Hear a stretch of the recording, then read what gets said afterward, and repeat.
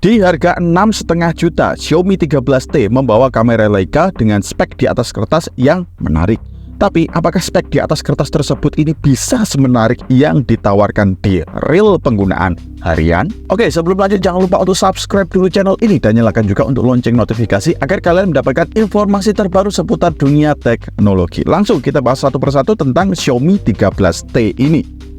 Yang pertama kita bahas masalah harga untuk handphone yang satu ini. Xiaomi 13T dijual resmi di harga 6,5 juta untuk varian 12/256GB. Untuk paket pembeliannya kita dapat handphone, casing bening, SIM injektor, buku-buku manual yang nggak terpakai, kemudian masih ada charger 67 watt beserta kabelnya. Mantap. Kemudian lanjut ke bodi Xiaomi 13T. Untuk varian warnanya ini dibagi menjadi 3 warna, yaitu warna black, green, dan Alpen Blue. Untuk yang saya pegang ini adalah varian yang pakai bahan vegan leather, yaitu yang warna Alpen Blue. Kalau untuk yang lainnya itu berbahan kaca glossy. Lalu untuk perlindungan kaca depannya ini berlapiskan Corning Gorilla Glass 5. Kemudian untuk framenya ini sayangnya masih plastik. Kemudian untuk lubang-lubangnya ini juga lengkap, minus jack audio saja. Speaker sudah stereo, kemudian mic, IR blaster, kemudian tombol power, volume up down, USB Type-C, dan SIM card ada 2 slot. Yang sayangnya untuk external memory ini nggak support untuk handphone yang satu ini. Juga untuk handphone ini sudah support eSIM pula. Lalu untuk feel genggaman dan tampilan ini enak karena ini dibuat lengkung di bagian belakang dengan modul kamera yang tegas.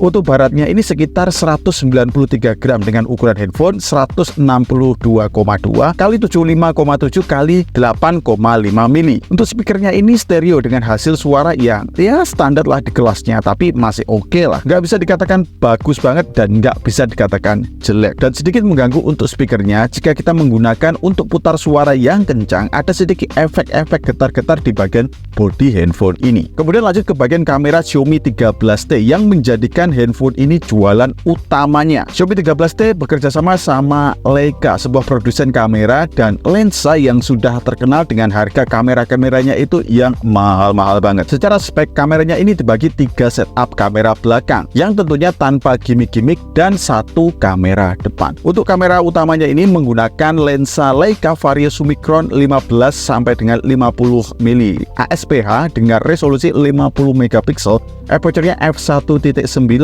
Sudah ada OIS dan autofocus. Kemudian untuk kamera kedua, kamera tele 50 megapiksel, aperture f1.9.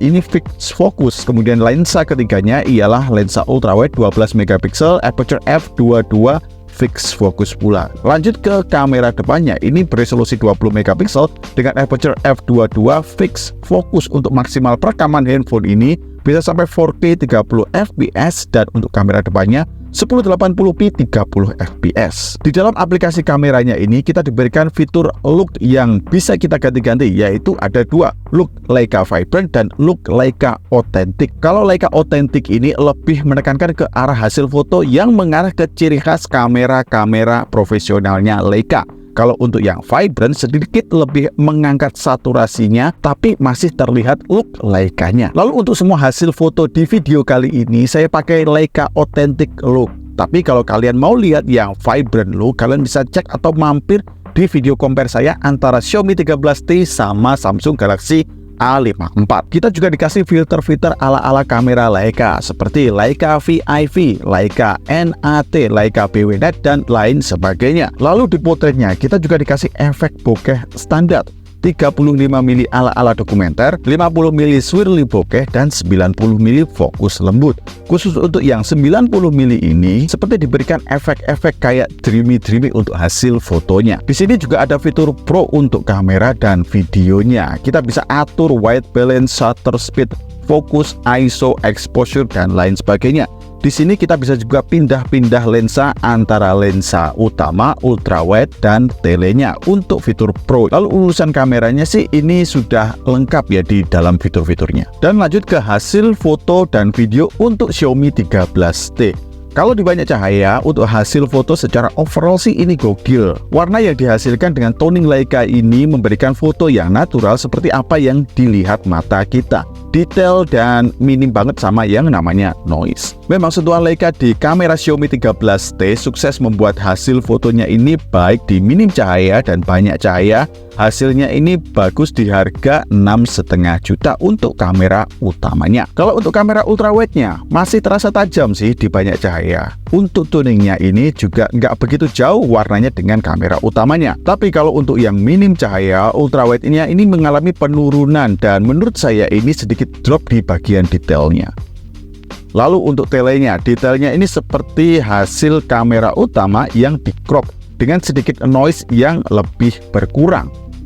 Lalu sedikit catatan untuk kamera telenya ini, untuk shutter speednya ini terasa kurang banget. Seringkali saya ambil foto dengan objek yang gerak itu hasilnya blur. Jadi mendingan ambil foto pakai kamera utama jika ada objek yang agak bergerak agar hasilnya itu tidak blur. Kemudian untuk color shifting ketiga lensa belakangnya ini juga nggak ada sedikit perbedaan sih, hampir mirip-mirip. Lalu apakah hasil semua fotonya ini bagus? Jawaban saya sih nggak. Misalnya untuk portrait di banyak cahaya bagus, tapi masih kurang. Perbedaan paling terasa ini di bagian rambut. Kalau mau hasil yang lebih maksimal, bisa kalian ambil aperture yang di angka sekitar 5 sampai dengan 7 agar hasilnya itu lebih terlihat sedikit dramatis seperti real, nggak ada kata-kata AI di dalam hasil foto portraitnya. Lalu kemudian untuk hasil portraitnya ini agak kurang konsisten di hasilnya. Kadang bagus, kadang juga overexpose. Apalagi kalau ambil foto yang ke dalam keadaan backlight. Apalagi kalau juga ambil foto portrait di minim cahaya, dan saya saranin jangan deh ambil foto portrait di kondisi minim cahaya karena hasilnya itu memang kurang banget. Lalu lanjut ke dalam perekaman di Xiaomi 13T. Di banyak cahaya dengan guncangan yang ekstrim seperti saya naik motor ini masih ada banyak getaran, tapi kalau kita ambilnya itu agak lebih stabil, misalnya di tangan dengan perekaman yang dikurangi untuk guncangannya, itu hasilnya lebih stabil daripada kita naik motor seperti saya ini. Kalau ini 4K 30 fps dengan HDR nyala. Oke, ini HDR-nya nyala. Oke, lihat sini kan. Ini HDR nyala. Nggak bisa di switch ke kamera ultrawide. Kalau tele bisa. Ini untuk perekaman kamera utamanya Xiaomi 13T naik motor di jalanan yang lumayan rusak. Untuk kamera utama 4K 30 fps maksimal. Kalau HDR-nya mati, itu bisa di switch dari kamera utama ke ultrawide seperti ini. Langsung bisa juga ke kamera tele.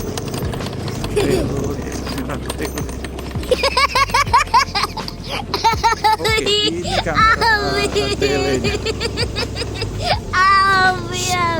Diam. Oke. Kalau ini untuk kamera depannya maksimal 1080p 30 fps sayangnya. Masih tetap naik motor dan lawan cahaya.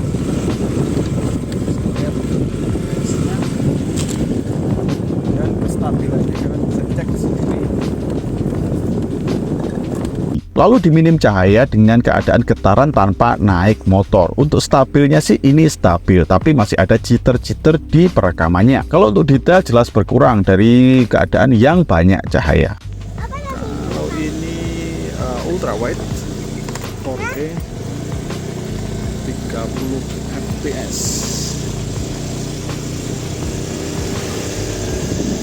Motor juga.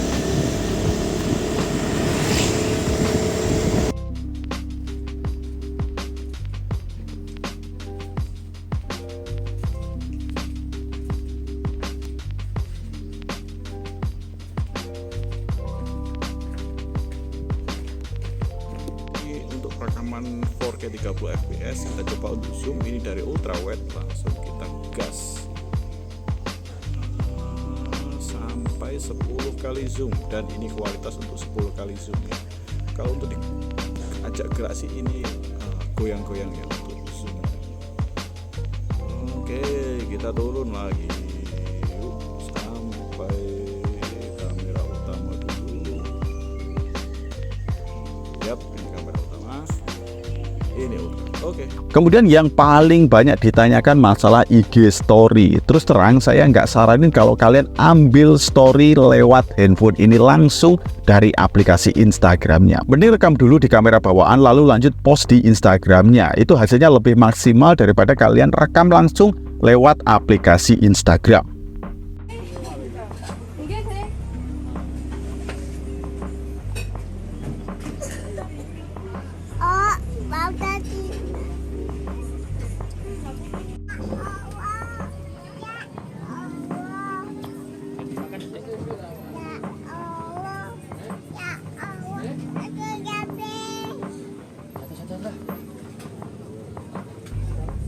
Kesimpulan untuk kamera ini bagus sih, di kelas 6 jutaan. Tapi kadang ada beberapa foto yang hasilnya miss. Misalnya kita jepret, ambillah katakan foto 10 kali, dan itu kemungkinan miss itu ada 2 kali. Apalagi di fitur potretnya. Lalu untuk perbedaan kamera depan dan kamera belakang ini agak jauh ya hasilnya. Bagus di kamera depan tapi nggak sebagus lagi untuk kamera belakangnya. Kamera depan sih standar kalau menurut saya. Belum bisa dikatakan istimewa untuk kamera depan handphone satu ini. Kemudian lanjut ke bagian layarnya. Layar di handphone ini pakai layar AMOLED 6,67 inch, 144 Hz Dolby Vision, HDR10+, 1200 nits kecerahannya. Kemudian untuk kecerahan puncak bisa sampai 2600 nits.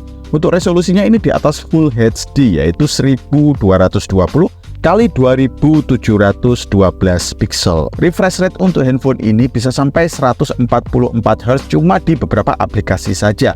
Kalau untuk scrolling biasa cuma di 120 Hz, dan untuk nonton YouTube dan lain-lain ini turun jadi 60 Hz. Dan juga sifatnya ini adaptif, jadi diturunkan dari otomatis 120 Hz ke 60 Hz. Kalau keadaan layar mati dengan always on nyala, ini turun menjadi 30 Hz. Belum bisa 1 Hz seperti handphone-handphone flagship lainnya.